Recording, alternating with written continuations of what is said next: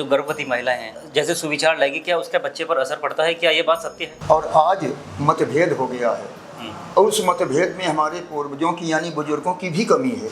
सुबह स्नान ध्यान करके पूजा पाठ जब करते थे, रामायण या गीता पढ़ते थे तो बच्चों को साथ लेकर बैठते थे कि गर्भवती जो भी देवियां हों उनको रामायण की, राम जी की कथा, कृष्ण जी की कथा, शंकर जी की कथा सुनाएं, जिससे बच्चा गर्भ के अंदर ही संस्कारित हो।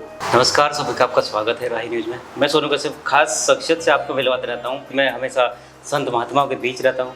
आध्यात्मिक विचारों पर हम आपको लगातार वीडियोस दिखाते रहते हैं। कि हमारे गुरुजी हमारे साथ में इस वक्त बाबा भैरवदास जी। बाबा भैरवदास जी के बारे में आपको बता दूँ, बाबा खेबा जी के शिष्य हैं और परम शिष्य हैं। और सबसे बड़ी बात यह है कि तारापीठ पश्चिम बंगाल से बाबा जी बिलोंग करते हैं और बाबा जी से बातचीत करने वाले हैं, क्योंकि आपके जीवन से जुड़ी आज अहम जानकारियाँ देने वाला हूँ मैं आपको। और ये जानकारी कुछ खास इसलिए हो सकती है आपको, क्योंकि अगर आप भी अपने परिवार में पारिवारिक समस्याओं से जूझ रहे हैं तो मेरे साथ गुरुजी हैं। गुरुजी से बातचीत करेंगे, बहुत लंबी बातें रहेगी। सबसे पहला हमारा सवाल गुरुजी से रहेगा। गुरुजी पहले तो बहुत बहुत स्वागत है आपका। आशीर्वाद, कल्याण, मस्ती। तो गुरुजी ने आशीर्वाद तो दे दिया है। सबसे पहले हम बात करने वाले हैं आध्यात्मिक पर, क्योंकि आध्यात्मिकता की हम बात करें, हमारे परिवार हुआ करता था, बहुत बड़ा परिवार था पहले, जॉइंट फैमिली थी पहले गुरुजी। उसके बाद में धीरे धीरे क्या हुआ, आज हमारा छोटा परिवार होते जा रहा है। बहुत बड़े बड़े परिवार 4 हिस्सों में बट गए, 6 हिस्सों में बट गए, 2 हिस्सों में बट गए, टुकड़ों में बट रहे हैं। एक आध्यात्मिकता जो हमारे परिवार को मिलती थी पहले, हमारे पूर्वजों से मिलते थे, आध्यात्मिक विचार, अच्छे विचार, सुविचार मिलते थे, वो क्यों लुप्त होते जा रहे हैं गुरुजी आज? देखिए, आज हमारे ही घर में मतभेद हो गया है। हमारे पूर्वज अदब, लिहाज और मर्यादा के बंधन में बंधे रहते थे। पिता का बेटे के प्रति क्या कर्तव्य है, बेटे का पिता के प्रति, या पत्नी का पति के प्रति, पुत्र का पिता के प्रति, भाई का भाई के प्रति, ये आदर्श हमारी रामायण, हमारे वेद पुराण भी सिखाते हैं। हमारे पूर्वज एक संगठित थे, वेद पुराण या संत महात्माओं के बताए राह पर चलते थे।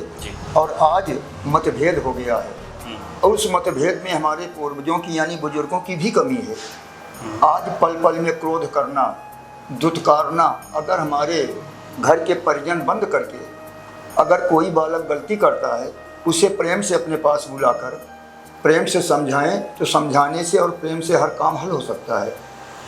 दूसरी चीज़, अध्यात्म की लाइन में हमारे पूर्वज सुबह स्नान ध्यान करके पूजा पाठ जब करते थे, रामायण या गीता पढ़ते थे तो बच्चों को साथ लेकर बैठते थे। और आज क्या बुराई है, हमारे पूर्वज ही पूजा पाठ में मन न लगाकर टीवी में मन लगाने लगे।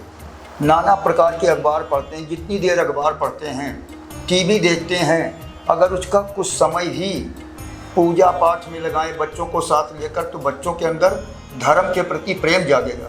मोबाइल की दुनिया में जी रहे हैं आज, मोबाइल की दुनिया में जी रहे हैं, मोबाइल में सीरियल देख रहे हैं, मोबाइल में या टीवी में। और मैं निवेदन करूंगा, अभी भी कुछ नहीं बिगड़ा है।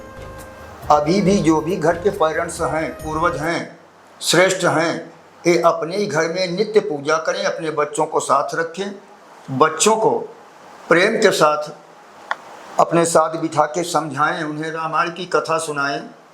मंगल ही मंगल रहेगा, मंगल नहीं आएगा, घर में बुराई नहीं होगी। लेकिन ऐसा करने को लोग तैयार नहीं। मैं आज निवेदन करूंगा अपने पूरी समाज से कि गर्भवती जो भी देवियां हों उनको रामायण की, राम जी की कथा, कृष्ण जी की कथा, शंकर जी की कथा सुनाएं, जिससे बच्चा गर्भ के अंदर ही संस्कारित हो।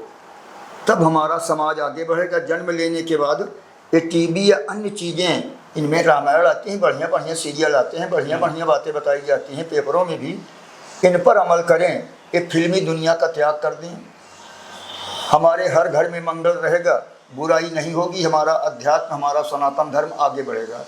गुरुजी, जैसे भी आपने एक बहुत अच्छी बात कही है कि जो गर्भवती महिलाएं हैं जैसे सुविचार लाएगी, क्या उसके बच्चे पर असर पड़ता है? क्या ये बात सत्य है? ये बिल्कुल सत्य है।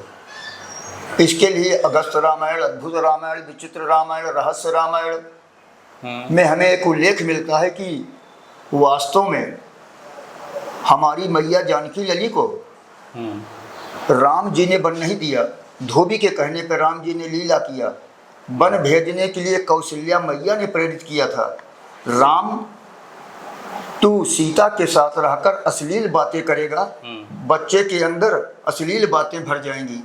ऐसी जगह सीता को कर जहाँ इसे ज्ञान प्राप्त हो, तू मर्यादा पुरुषोत्तम है और तेरा बेटा क्या लोलुप होगा। तब राम और सीता जी मिल करके ये लीला रचे, उनकी माया वो ही जाने। तब इन्हें वाल्मीकि आश्रम में छोड़ा गया और इन्हीं के पुत्र लव और कुश में राम जैसी शक्ति थी। इतना ही नहीं, महाभारत में भी देखिए जी। चक्रव्यूह तोड़ने की कला गर्भ के अंदर ही तो अभिमन्यु सीखा था। ये प्रत्येक माताओं के लिए और पिता के लिए अनिवार्य है कि गर्भवती महिला को सुंदर सुंदर वेद पुराण की बातें बताई जाएं, कथा बताई जाएं कि वो बच्चा गर्भ में उस संस्कार को ले, तभी हमारा सनातन धर्म बढ़ेगा, हमारा समाज आगे बढ़ेगा बेटा। बिल्कुल, तो ये विचार गुरुजी के हैं।